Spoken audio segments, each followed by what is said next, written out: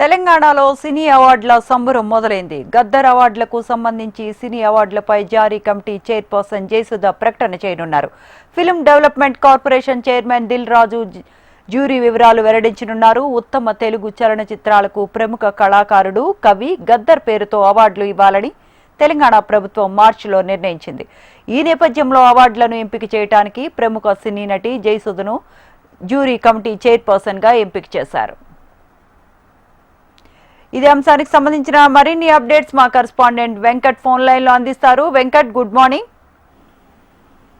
Good morning.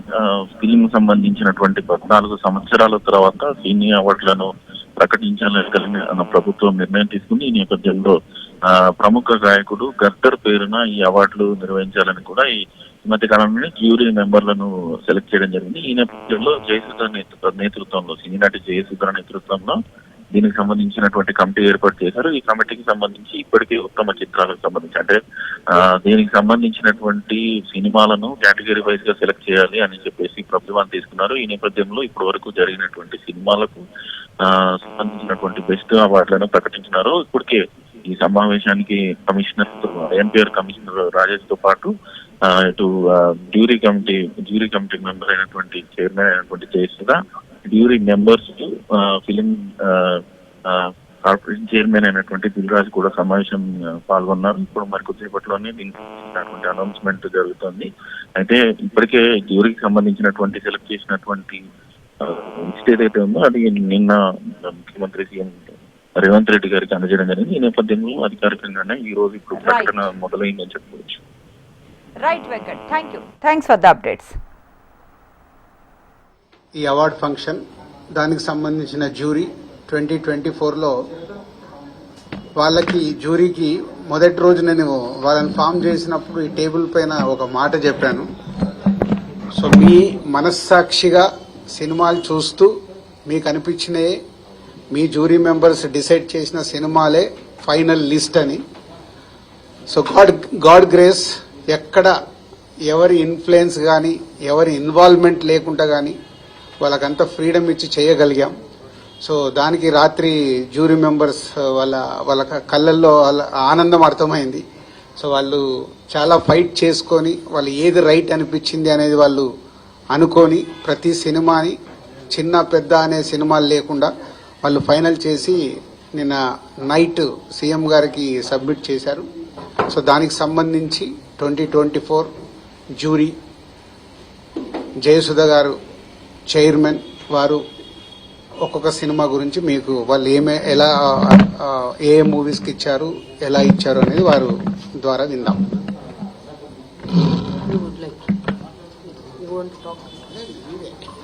Order అంతే.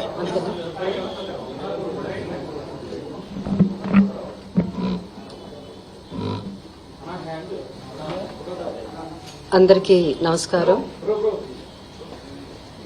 Firstly on behalf of మా jury నా తరఫున తెలంగాణ గవర్నమెంట్ గౌరవ ముఖ్యమంత్రి శ్రీ రేవంత్ రెడ్డి గారికి, ఉపమంత్రి శ్రీ భట్టి గారికి, అలాగే సినిమాటోగ్రఫర్ మినిస్టర్ కోమటిరెడ్డి వెంకటరెడ్డి గారికి అండ్ మన ఎఫ్డిసి చైర్మన్ దిల్ రాజు గారికి, అలాగే ఎండి హరీష్ గారికి, అందరికి ద హోల్ టీమ్ అందరికీ మా ధన్యవాదాలు తెలుపుకుంటున్నాము.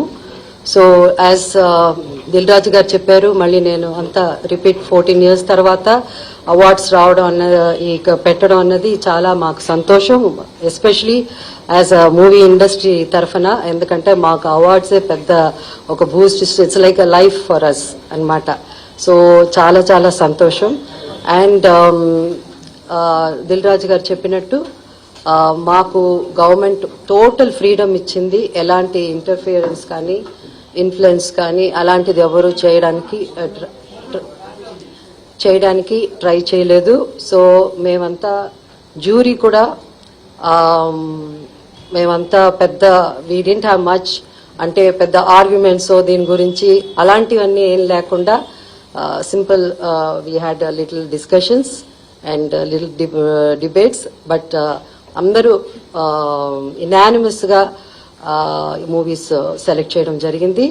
అండ్ ఆల్సో చాలా చిన్న సినిమాలు, చాలా కొత్త డైరెక్టర్ వచ్చారు